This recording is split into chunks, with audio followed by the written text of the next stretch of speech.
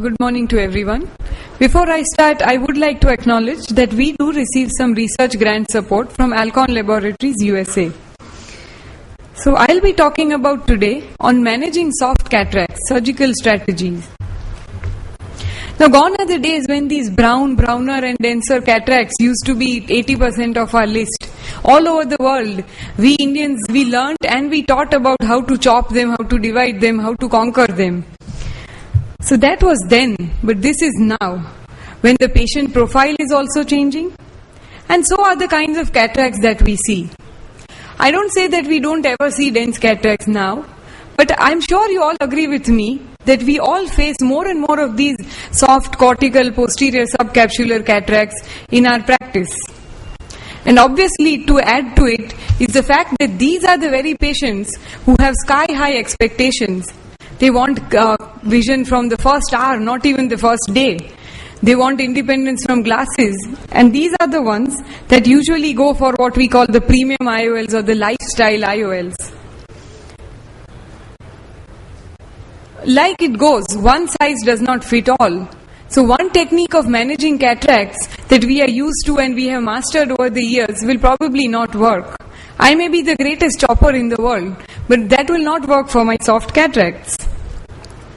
And therefore there is a need for a surgical strategy that is safe, it is effective, but more importantly it works for all situations and all types of soft cataracts every time. Not that one time I prolapsed it and one time I just ate it up and one time I chopped it. So that's what we'll try to discuss today. So here is a typical soft cataract. As you can see, a posterior subcapsular cataract, visually significant though. And how would we deal with this?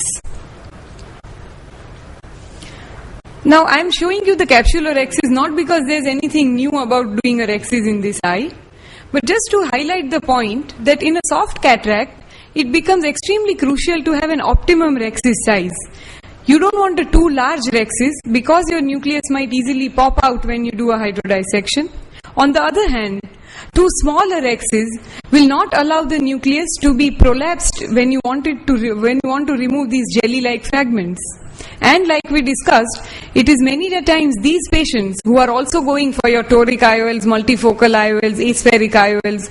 So keep a check on the rhexis size. Even with a soft cataract, softest of cataract, performing an adequate and thorough multi-quadrant hydrodissection is extremely crucial. As many of us know, these cortical cataracts are often associated with corticocapsular adhesions. It is very crucial for us to be able to rotate them freely so that they can be removed without causing any problems to the zonular complex. So after doing a hydrodissection, we then come to the crucial phase of sculpting or creating a central space. Now there's nothing new about sculpting here, but one or two points that I would like to highlight and I want you all to notice on the screen is one is the parameters. The bottle height is 60. What you see here 70 is the irrigation pressure. So the actual bottle is put up at about 60. The flow rate, as you will see when the video starts, is going to be about 18 or 20 cc. And the ultrasound, which we prefer torsional ultrasound, it could be longitudinal ultrasound, is only at a preset of 30 or 40, and that too in an interrupted mode. Now what you will notice is that the sculpt is confined to the rhexis margin, but it is slightly longer. You don't want a very short sculpting. A moderate length of sculpting and a very good depth. As you can see here, the parameters, low flow rate, low bottle height and moderately low energy. We don't want too much vacuum also. The vacuum is only at 40 millimeters of mercury. Having done that, now is where we will actually differ from what we do in the dense cataract.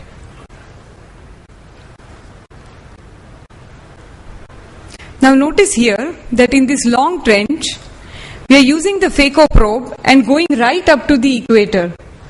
The phaco probe will eat up the lens material without vacuum. The vacuum is only 40 millimeters of mercury. The flow rate is even lower than sculpting, only 14 cc. The bottle height again is about 60 and the ultrasound is dropped to 30. These parameters will allow us to go right up to the periphery without any chance of aspirating the posterior capsule or the adjacent iris tissue. So like you see here, right up to the equator. And then we are sculpting in the depths of this trench. We go on to the next video, which is a similar illustration. As you will see here, low flow rate of only 14, bottle height only 60, ultrasound here is 40. This is slightly more denser than the previous one. But even with this not extremely well dilated pupil, we are going right up to this edge because we know that such low flow rate and such low vacuum is not going to aspirate anything that comes in our way. Now here I would like to make a point that when you deepen the trench, take care that we deepen only in the central and the mid-peripheral parts. We don't want to go deep right in the periphery. This is extremely superficial, just adjacent to the anterior capsule. Why so? Because as you go in the periphery, as we know, the lens is going to bulge.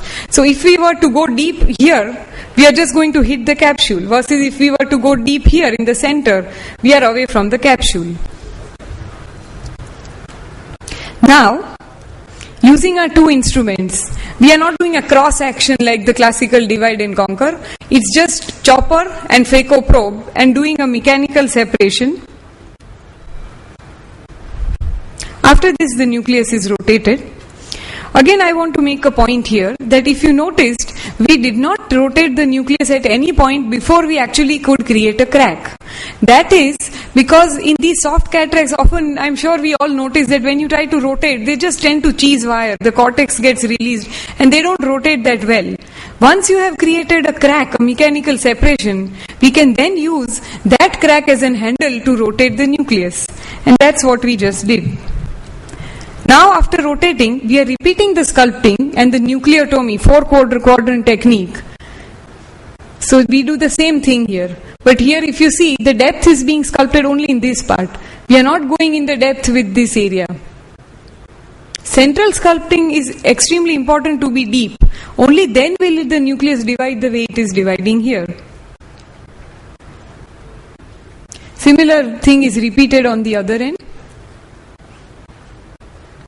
So as you see, the chopper is using this crack as a handle to rotate more effectively.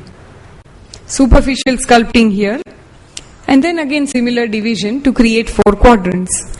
It will happen many a times that in spite of making these very deep 4 trenches, you really can't separate. They are too soft to be separated sometimes. It really doesn't matter. We don't have to have well divided nice 4 pieces. If there is a thin sculpting in a cross-shaped manner, once we remove the fragments, they'll just buckle under. They don't have to be mechanically separated. Now we go on to nuclear fragment removal, which once if the division is achieved, is just a piece of cake. Now as you see here, again notice that in spite of the fact that we are just removing the fragments, we don't need 2 high flow rates, 40 cc and 300 vacuum. And it's about 200-250 vacuum, 18 flow rate, bottle height is at 90, and ultrasound, longitudinal, torsional, whatever you use, is about 30, 40, 50 at the maximum. And here also, we like to use the interrupted energy, because any energy is bad to the eye, be it a soft cataract or be it a dense cataract. Now if you will notice here, we are trying to do this removal process away from the corneal endothelium, because although the fragments that hit the endothelium cause a lot of injury, and these are soft fragments, but what we often forget in our enthusiasm to just bring it in the anterior chamber and eat it up, these soft cataracts, is that the fluid churning over in the anterior chamber close to the endothelium is going to show up next day. So my strategy for soft cataract emulsification, change your approach. One approach doesn't work for all. Chopping is an absolute no. 4-quadrant nucleotomy is something we find very useful, and we cannot over-highlight the importance of using low flow rates, low vacuum and low bottle height. Thank you.